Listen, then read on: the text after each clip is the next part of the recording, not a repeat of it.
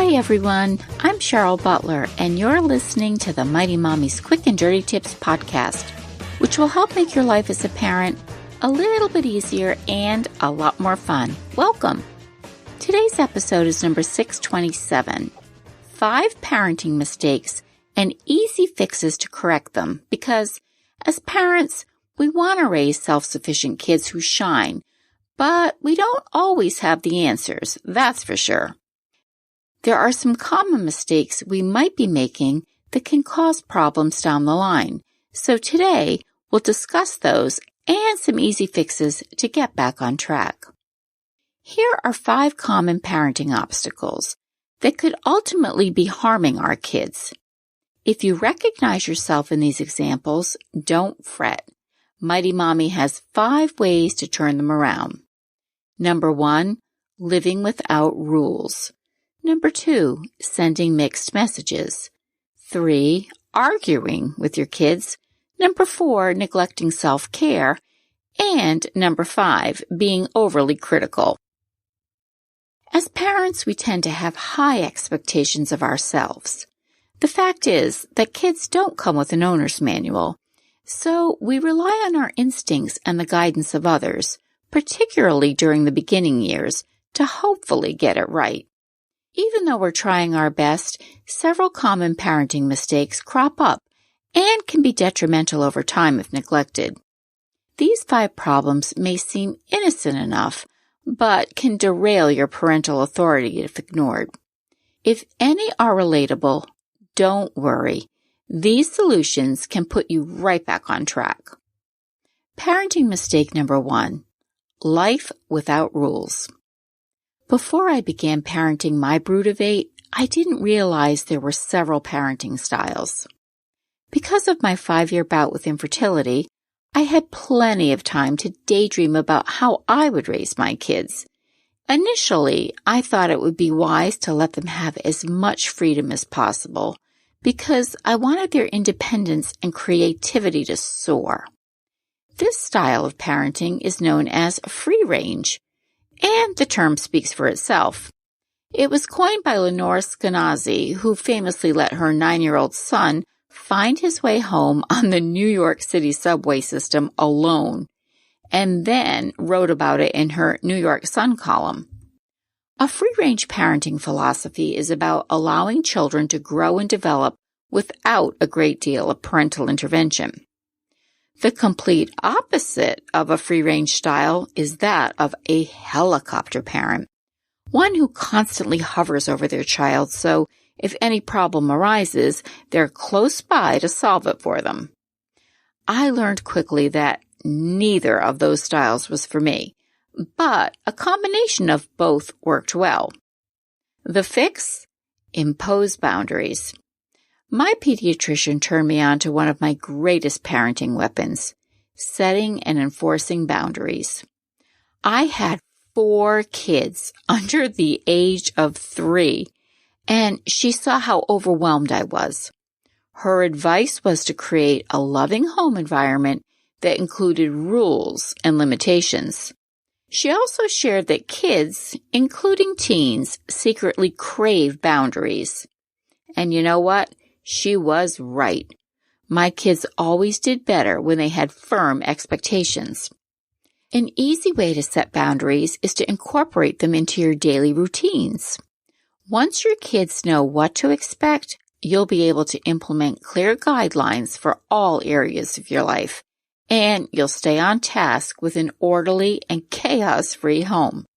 And a quick tip for you, you can check out my episode on how routines will improve your life to learn simple tools for imposing stable routines in your home. Parenting mistake number 2, sending mixed messages. Once you commit to setting up boundaries and solid routines for your family, you need to pledge to carry them out even during those times when you're exhausted, aggravated, or feeling lazy. Nothing sends a more confusing message to a child than being inconsistent. If yesterday the expectation was that the child had to put their dirty dishes in the sink, and suddenly today they're allowed to leave them festering on the table, then what will be the case tomorrow? Once you set a household rule, stick to it. So the fix? Outline clear expectations. Children thrive if parents can have clear expectations for behavior and enforce those standards consistently. Consistency puts action behind your words. It shows your kids that you do mean what you say.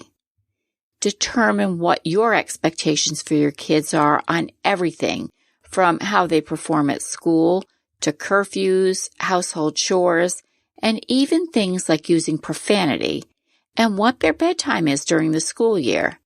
You gotta be specific and then make the consequences equally as straightforward. The savvy psychologist had excellent advice in regards to setting consequences with my son. In my episode, How to Effectively Impose Consequences for Bad Behavior, she recommended the following. First, choose a consequence he actually cares about. If you take away his phone, but he can just chat with his friends from his laptop, it's not going to work. So choose something that he'll actually be motivated about, whether it's the use of the car, having spending money, or being able to stay out as late as his friends. Spell out the consequences for breaking the rule just as specifically as the rule itself, and write it down and display it, just like the rule.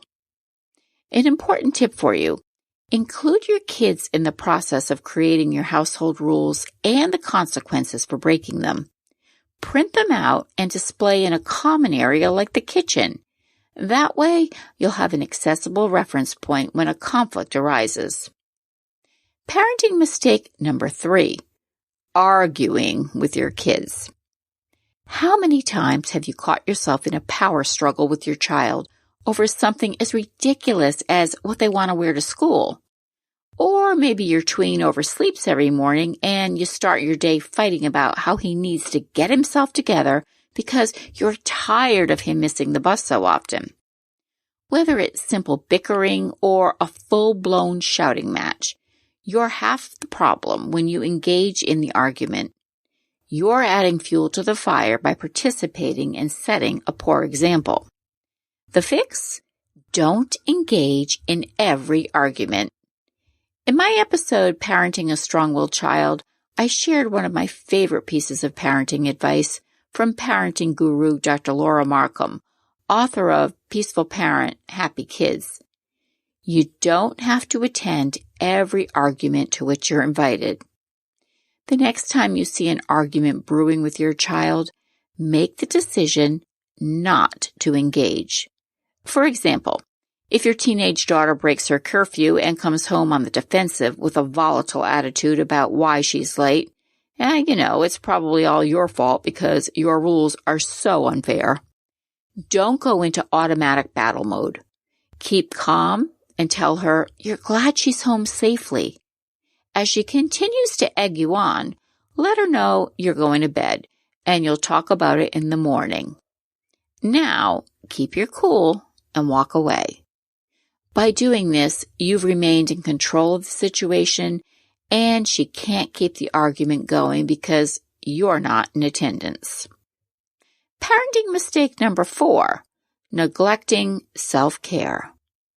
Taking care of our family, home, and juggling a career is a monumental task.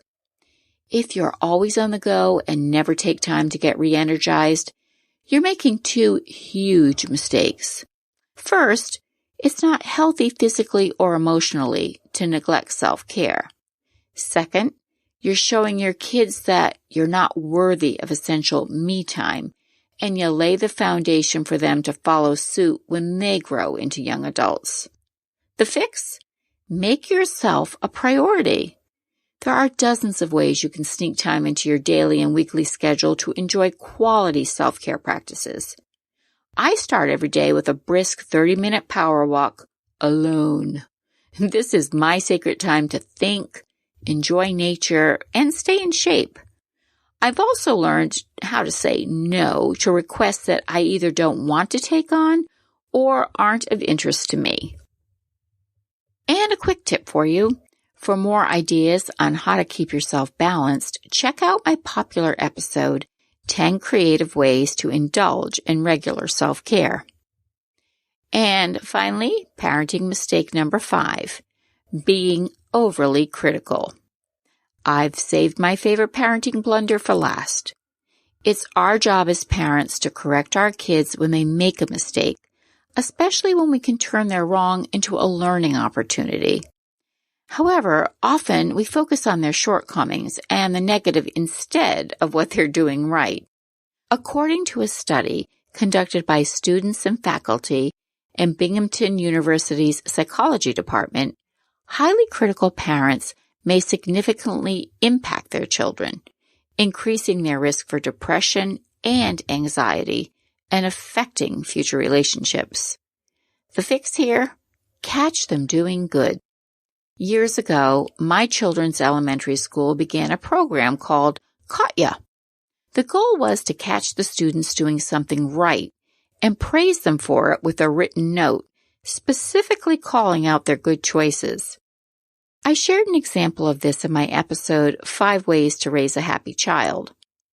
When our kids receive praise for something they've done well, and we take the time to let them know we've noticed, this builds self-esteem as well as encourages a growth mindset. This doesn't mean we have to become cheerleaders that wave our parental pom-poms every time our child draws a pretty picture or puts his dirty clothes in the hamper.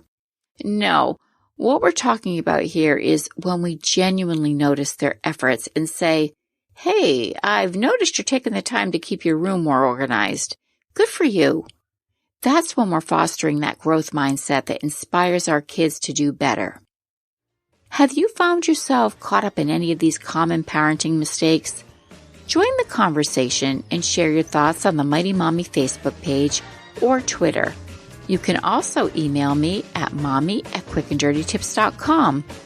Listen and follow on Apple, Spotify, Google, Stitcher, or wherever you get your podcasts. As always, thanks so much for listening.